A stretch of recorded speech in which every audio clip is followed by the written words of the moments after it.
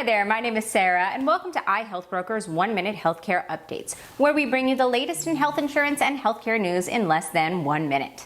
Now, if you do have any questions about your health insurance, please feel free to send us a message or give us a call at 888-918-0518. There's absolutely no charge for our services, and you can also find us on YouTube, Facebook, TikTok, Twitter, and Instagram at iHealthBrokers.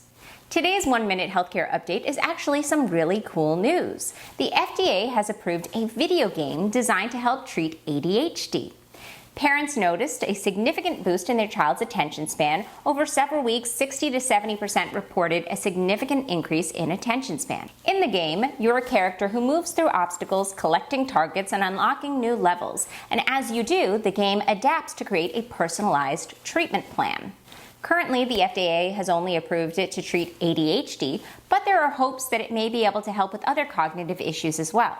If you have any questions about your health insurance, please feel free to give us a call at 888-918-0518 or shoot us a message.